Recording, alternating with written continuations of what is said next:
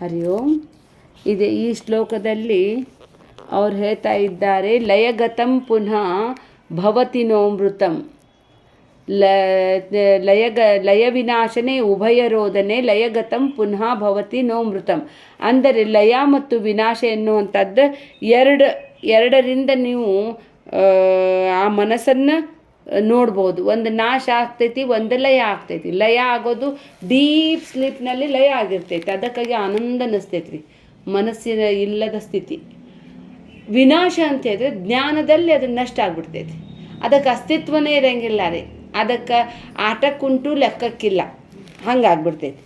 ಅದಕ್ಕಾಗಿ ಈ ಒಂದು ಲಯ ಆಗೋದು ಎದರಲಿಂದಪ್ಪ ಅಂತ ಹೇಳಿದ್ರೆ ಪ್ರಾಣಾಯಾಮ ಮಾಡಿದ್ರು ಲಯ ಆಗ್ತೈತಿ. ಅದು ಪ್ರಾಣ ನಿರೀಕ್ಷಣೆಯಲ್ಲಿ ತೊಡಗಿಸಿಕೊಂಡರೂ ಸಹಿತ ಅದು ಪ್ರಾಣ ನಿರೀಕ್ಷಣೆ ಮಾಡೋ ತನಕ ಲಯ ಆಗಿರ್ತೈತಿ. ಮತ್ತು ಅದು ಬಂದ್ಕೊಂಡು ಮತ್ತೆ ಬರ್ಬೋದು. ಮತ್ತೆ ಹೇಳ್ತಾರೆ, ಗಾಢ ನಿದ್ರೆಯಲ್ಲಿ ಯಾವ ಅರಿವು ಇರುವುದಿಲ್ಲ, ಅಲ್ಲಿನೂ ಕೂಡ ಲಯವಾಗುತ್ತದೆ. ಲಯ ಅಂದರೆ ಅಜ್ಞಾನಿಯ ಮನಸ್ಸಿನಲ್ಲಿ ಅಡಗುವಿಕೆ ಆಗಿದೆ. ಪ್ರಾಣಾಯಾಮದಿಂದ ಲಯದಲ್ಲಿರುವುದು ಮನಸ್ಸು ಕಲ್ಪನಾರಹಿತವಾಗಿ ಅದು ಶಾಂತವಾಗಿರುತ್ತದೆ. ಹೀಗಾಗಿ ಮನಸ್ಸನ್ನು ಶಾಂತ ಮಾಡಬೇಕಂದ್ರೆ ಅದಕ್ಕೆ ಭಾಳ ಮಂದಿ ಆ ಮನಸ್ಸನ್ನು ಮಲಗೋ ಸಲುವಾಗಿನ ವ್ಯಸನಕ್ಕೆ ಒಳಪಡ್ತಾರೆ. ಅವ್ರಿಗೆ ಅದು ಆನಂದ ಅನ್ನಿಸ್ತೈತಿ ರೀ. ಎದಕ್ಕಂತಂದ್ರೆ ಅಲ್ಲಿ ಮನಸ್ಸು ಲಯ ಆಗಿಬಿಡ್ತೈತಿ. ಹೀಗಾಗಿ ನಾವು ನಿದ್ದೆ ಗುಳಿಗೆ ತೊಗೊಳ್ಳೋದು ಅವೆಲ್ಲ ಮನಸ್ಸು ಲಯ ಮಾಡೋ ಸಲುವಾಗಿನ ರೀ. ವಿನಾಶ ಅಂತ ಹೇಳಿದರೆ ಜ್ಞಾನದಲ್ಲಿ ಅದಕ್ಕೆ ಬೆಲೆನೇ ಇಲ್ಲ ರೀ. ಮಾಡ್ತೈತಿ, ಮಾಡಲಿ, ಅದಕ್ಕೆ ನಾನು ಅಲ್ಲ ರೀ, ಮನಸ್ಸು ನಾನನ್ನ ಅಲ್ಲ. ಯಾವುದನ್ನು ನಾನು ಗುರುತಿಸುತ್ತೇನೋ ಗುರುತಿಸುವನು ಗುರುತಿಸಲ್ಪಡುವ ವಸ್ತುವಿಗಿಂತ ಭಿನ್ನನದಾನ.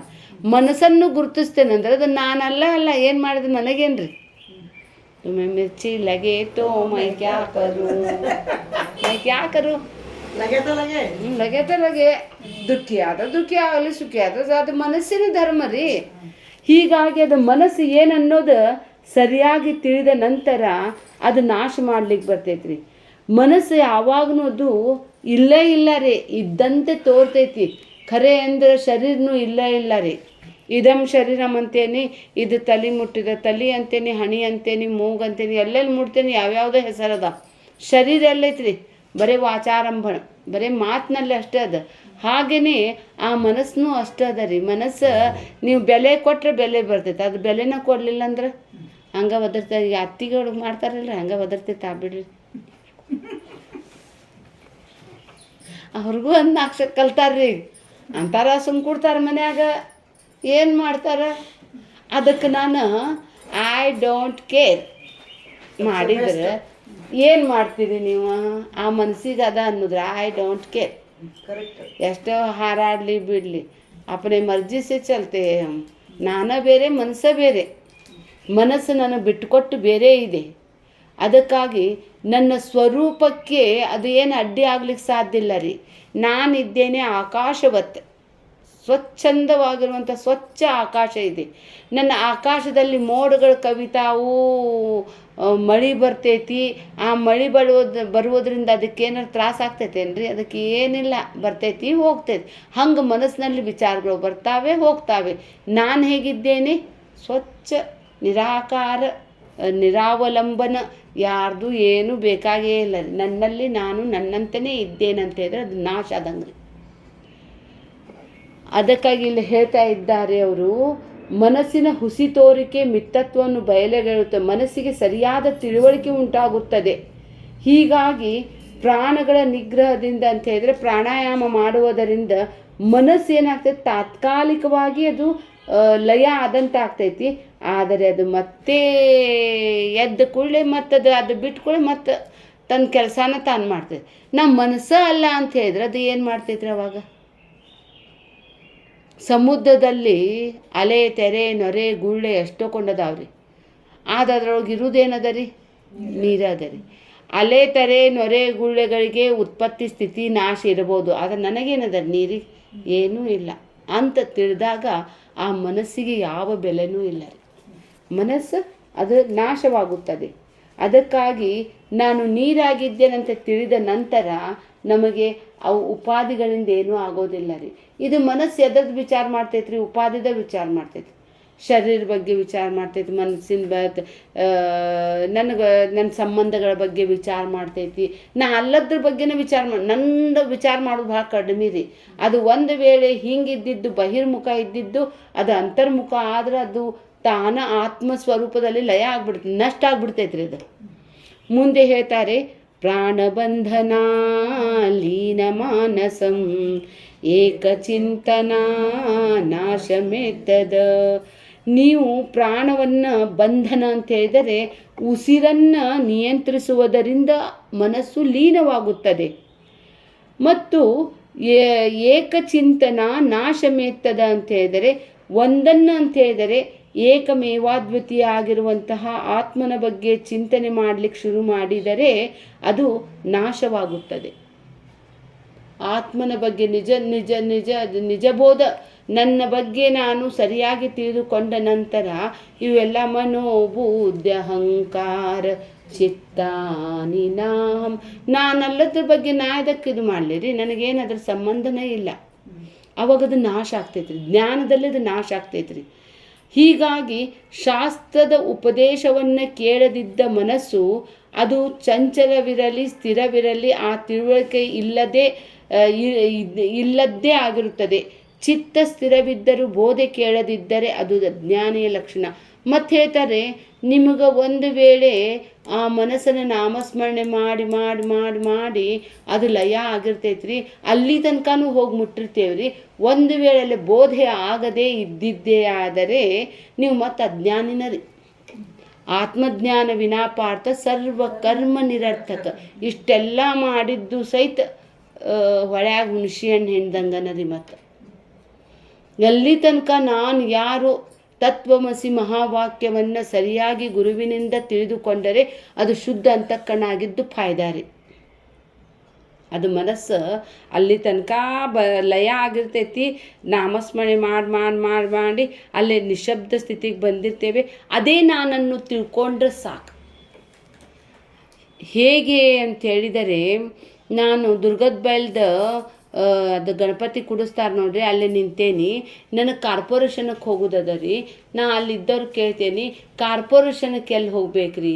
ಅವಾಗ ಅವ್ರು ಹೇಳ್ತಾರೆ, ಹಿಂಗೆ ಹಿಡಿದು ಸೀದಾ ಹೋಗ್ರಿ, ಅಲ್ಲೇ ಕೊಪ್ಪಿಕರ್ ರೋಡ್ ಬರ್ತೈತೆ ನೋಡ್ರಿ, ಅಲ್ಲಿಂದ ಹೋಗ್ರಿ ಅಂತ. ನಾ ಕೊಪ್ಪಿಕರ್ ರೋಡಿಗೆ ಬಂದು ಕೇಳ್ತೇನೆ, ಎಲ್ಲಿ ಹೋಗ್ಬೇಕ್ರಿ? ಹಂಗೆ ಸೀದಾ ಹೋಗ್ರಿ, ಅಲ್ಲೇ ಯಾವ್ಯಾವ್ದು ಅದಾವೇನು ಮಾಲ್ ಗೊತ್ತಿಲ್ಲ ರೀ ನನಗೆ, ನಾವು ಮೋಹನ್ ಟಾಕೀಸ್ ಕಡೆ ಹೋಗ್ರಿ ಅಂತೇನೆ ರೀ. ಮೋಹನ್ ಟಾಕೀಸ್ ಕಡೆ ನಾನು ನಿಂತಿರ್ತೇನೆ ರೀ. ನಾನು ಕಾರ್ಪೊರೇಷನ್ದೊಳಗೆ ನಿಂತೇನೆ ರೀ. ಆದರೆ ಇದೇ ಕಾರ್ಪೊರೇಷನ್ ನನಗೆ ಗೊತ್ತಿಲ್ಲ ರೀ. ಅವಾಗ ನಾ ಕೇಳ್ತೇನೆ, ಕಾರ್ಪೊರೇಷನ್ ಎಲ್ಲದ ಅನ್ಕೋ, ಇದೇ ತತ್ವಂ ಅಸಿ, ಅದೇ ನಿನ್ನ ಸ್ವಸ್ವರೂಪ ಅಂತ ಹೇಳ್ತಾರೆ. ಇದು ನೀನಂತ ಹೇಳಕ್ಕೆ ನಮಗೆ ಗುರು ಬೇಕ್ರಿ. ನನಗೆ ಗೊತ್ತಿಲ್ಲ ಅನ್ನೋದು ಅಜ್ಞಾನ. ಅದೇ ನೀನಾಗಿದ್ದೀಯ, ಶಾಂತ, ಯಾರದ ಹಂಗೂ ಇಲ್ಲದ ನಿರ್ವಿಕಲ್ಪ ನಿರಾಕಾರ, ಅಜಂ ನಿರ್ವಿಕಲ್ಪಂ ನಿರಾಕಾರ ರೂಪಂ ನಿರಾನಂದಮಾನಂದಮದ್ವೈತ ಪೂರ್ಣಂ ಪರಂ ನಿರ್ಗುಣಂ ನಿರ್ವಿಶೇಷಂ ನಿರೀಹಂ ಪರಬ್ರಹ್ಮರೂಪಂ ಶಿವೋಹಂ.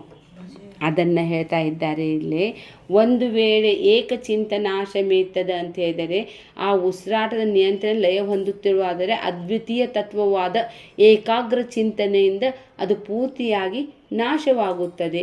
ಹೀಗಾಗಿ ಆತ್ಮನು ಕಲ್ಪನೆಗಳಿಂದ ಮುಚ್ಚಲ್ಪಟ್ಟಿರುವುದರಿಂದ, ಅಂದರೆ ಈ ಆತ್ಮಗ್ರಿ ಅದು ಮಾಯಾಲಿಂದ ಆವರಣ ಮತ್ತು ವಿಕ್ಷೇಪ ಶಕ್ತಿಯಿಂದ ಅದು ಮುಚ್ಚಿಬಿಟ್ಟಿದೆ ರೀ. ಇದ್ದಿದ್ದ ನಾನು ಆತ್ಮ ಅನ್ನೋದ ಅದನ್ನು ಆವರಣ ಮಾಡೈತಿ. ನೀನು ಶರೀರ, ನೀನು ಭಾರಿ ಶಾಣೆ ಬುದ್ಧಿರಿಂದ ನಿನ್ನ ಮನಸ್ಸು ಭಾಳ ಚಲೋ ಕೆಟ್ಟ ಅನ್ನುವಂಥದ್ದು ಇಲ್ಲದನ್ನು ತೋರಿಸ್ತೈತಿ ರೀ. ವಿಕ್ಷೇಪ, ಆವರಣ ವಿಕ್ಷೇಪ ಇವಕ್ಕೆ ದೋಷ ರೀ. ಇವು ಆತ್ಮನಿಗೆ ಮೇಲೆ ಇದು ಮಾಯಾದಿಂದ ದೋಷ ರೀ. ಹೀಗಾಗಿ ಆತ್ಮನ ದೋಷವನ್ನು ತೆಗಿಬೇಕಾಗಿದ್ದೇ ಆದರೆ ಆ ಕಲ್ಪನೆಗಳನ್ನು ಸರಿಯಾಗಿ ಆ ಕಲ್ಪನಾ ಪ್ರವಾಹವನ್ನು ನಿಲ್ಲಿಸಿ ನೀವು ಆತ್ಮನನ್ನು ಕಾಣಬೇಕ್ರಿ. ಗುರುತಿಸುವುದಷ್ಟೇ ಅದ ರೀ. ಎಲ್ಲ ಸರಿಸಿ ಮತ್ತೇನು ಮಾಡಬೇಕಾಗಿಲ್ಲ. ನೀವು ಇದ್ದಿದ್ದನ್ನು ಇದ್ದಂತೆಯೇ ಗುರುತಿಸಿದರೆ ಸಾಕು. ಗುರುತಿಸಿದರೆ ಏಕಚಿಂತನಾಶಮೇತದಂತೆ ಏಕಚಿಂತನದಿಂದ ಆ ಅದ್ವಿತೀಯ ಪರಬ್ರಹ್ಮ ತತ್ವ ಅದು ಒಂದೇ ಇದೆಯಲ್ಲ, ಅದು ಒಂದೇ, ಅದನ್ನು ನಾನು ಹೊರತುಪಡಿಸಿ ಏನೂ ಇಲ್ಲ ಅಂತ ತಿಳಿದಿದ್ದೆ ಆದರೆ ಮಾತ್ರ ನಿಮಗೆ ಈ ಒಂದು ಕಲ್ಪನೆಯಿಂದ ಹೊರಬರಲಿಕ್ಕೆ ಸಾಧ್ಯ. ಕಲ್ಪನಾದೊಳಗದೇವಿ ನಾವು, ಏನೇನ ಕಲ್ಪನಾ ರೀ ನಮ್ದು. ಕಲ್ಪನೆಗಳಿಗೂ ನಾನಾ ಆಧಾರ ರೀ. ನಾನಿದ್ರೆ ಕಲ್ಪನಾ ಆಗ್ತಾವೆ, ನಾನಿಲ್ಲ ಅಂದ್ರೆ ಕಲ್ಪನಾನೂ ಆಗಂಗಿಲ್ಲ ರೀ. ಹಗ್ಗ ಇದ್ದರೆ ಹಾವಿನ ಕಲ್ಪನಾ, ಹಗ್ಗ ಇಲ್ಲಂದ್ರೆ ಹಾವಿನ ಕಲ್ಪನಾನೂ ಆಗಂಗಿಲ್ಲ. ಹೇಗೋ ಹಾಗೆ ಆತ್ಮ ಇದೆ ಅಂಥೇಳಿ ಜಗತ್ತಿನ ಕಲ್ಪನಾರಿದೆಯಲ್ಲ, ಕಲ್ಪನಾದೊಳಗನ ಇಡೀ ಜೀವನ ಭ್ರಮ ರೀ, ಒಟ್ಟ ಭ್ರಮ. ಈ ಭ್ರಮ ಹೋಗ್ಬೇಕಂತ ಹೇಳಿದರೆ ನಮಗೆ ಜ್ಞಾನದ ಬೆಳಕು ಬೇಕು, ಗುರುವಾಣಿ ಬೇಕು. ಅವ ಗುರು ನಮಗೆ ತೋರಿಸ್ಕೊಡ್ತಾನೆ. ಗುರುವಿನ ಒಂದು ಸರಿಯಾದ ಪ್ರಕ್ರಿಯೆಗಳಿಂದ ಅವಸ್ಥಾತ್ರಯಾತೀತ, ಕಾಲತ್ರಯಾತೀತ, ದೇಹತ್ರಯಾತೀತ, ಇವೆಲ್ಲ ನೇತಿ ಮಾಡಿ ಅದು ಇತಿ ಅದ ನೋಡ್ರಿ. ಆ ಗುರುನು ಏನನ್ನಂಗಿಲ್ಲ, ಹೋ ಅಂತೇವ್ರಿ ನಾವು ಅಲ್ಲಿಗೆ ತಂದು ನಿಂದಿರ್ಸ್ತಾರೆ. ಹೀಗಾಗಿ ಈ ಸುಖ ದುಃಖಗಳು ಯಾರ ಸ್ವಭಾವ ರೀ? ಇದು ಮನಸ್ಸಿನ ಸ್ವಭಾವ ರೀ. ಖರೆ ನೋಡಿದ್ರೆ ನನಗೆ ಸುಖನೂ ಇಲ್ಲ, ನನಗೆ ದುಃಖನೂ ಇಲ್ಲ. ಹೇಗೆ ಅಂತ ಹೇಳಿದರೆ, ಒಂದು ರಜತ ಪರದೆ ಇದೆ, ಸಿನಿಮಾ ಟಾಕೀಜದ ಪರ್ದ ಅದಲ್ರಿ. ಆ ಪರದೆ ಮೇಲೆ ಧೋಧೋಕಾರ ಮಳೆ ಬರ್ತೈತ್ರಿ. ಮಳೆ ಬಂದರೂ ಅದು ನೆನೆಯೋದಿಲ್ಲ. ನಿಮಗಲ್ಲಿ ಬಾಂಬ್ ಹಾಕಿ ಸ್ಫೋಟ ಆಗಿ ಬೆಂಕಿ ಬಿದ್ದರೂ ಸಹಿತ ಅದು ಸುಡೋದಿಲ್ಲ. ಅದಕ್ಕೇನೂ ಇಲ್ಲ, ಅದಕ್ಕೆ ಇದರದ್ದು ಸಂಬಂಧನೇ ಇಲ್ಲ. ತೋರ್ತಾ ಇದೆ ಎಲ್ಲ ಜಗತ್ತು, ಬ್ರಹ್ಮನ ಮೇಲೆ ಜಗತ್ತು ತೋರ್ತಾ ಇದೆ. ಆದರೆ ಬ್ರಹ್ಮ ಇದು ತೋರೋ ಜಗತ್ತಿನ ಯಾವುದೂ ಅದಕ್ಕೆ ಅಡ್ಡಿ ಆತಂಕ ಆಗೋದಿಲ್ಲ ರೀ. ಬರ್ತಾವು ಹೋಗ್ತಾವು. ಮನಸ್ಸರ ಏನದ ರೀ? ಅದ ಸುಖ ಬರ್ತೈತಿ, ದುಃಖ ಬರ್ತಾವು ಹೋಗ್ತಾವು. ನಿಲ್ಲಬಾರ್ದು ನೋಡ್ರಿ ಒಂದ ಕಡೆ. ನಿಂತ್ರದ ಗಟ್ಟಿ ಆಗ್ಬಿಡ್ತೈತಿ. ಬರೋದನ್ನು ಬರಲಿ, ಬಂದಿದ್ದೆಲ್ಲ ಬರಲಿ, ಗೋವಿಂದನ ದಯ ಒಂದಿರಲಿ. ಅದಕ್ಕಾಗಿ ಆ ಅರಿವು ಚೈತನ್ಯನು ಕಲ್ಪನೆಗಳಿಂದ ಯಾವಾಗಲೂ ರಹಿತನಾಗಿದ್ದಾನೆ. ಈ ತಿಳುವಳಿಕೆಯ ನಂತರ ಮನಸ್ಸು ತನ್ನ ಅಸ್ತಿತ್ವವನ್ನು ಕಳ್ಕೊಂಡ್ಬಿಡ್ತೈತೆ. ಅದರದ್ದು ಇದನ್ನೇ ಇಲ್ಲ, ತೋರಿ ಅಡಗ್ತೈತ್ರಿ ಅದಷ್ಟು. ಆದರೆ ಆತ್ಮನಿಲ್ಲದೆ ಅದರದ್ದು ಅಸ್ತಿತ್ವನೇ ಇಲ್ಲ. ಪರದೆ ಇಲ್ಲದೆ ಆ ಚಲನಚಿತ್ರಕ್ಕೆ ಯಾವ ಅಸ್ತಿತ್ವವು ಹೇಗಿಲ್ಲವೋ ಹಾಗೆ ಆತ್ಮನಿಲ್ಲದೆ ಈ ಮನಸ್ಸಿನ ಅಸ್ತಿತ್ವನೇ ಇಲ್ಲ ರೀ. ಹೀಗೆ ತಿಳಿದುಕೊಂಡಾಗ ಅದು ಮನಸ್ಸು ನಷ್ಟ ಆಗ್ಬಿಡ್ತೈತಿ. ಅದನ್ನೇ ಮುಂದಿನ ಶ್ಲೋಕದಲ್ಲಿ ಭಾಳ ಚಂದ ಹೇಳ್ತಾರೆ ಅವರು.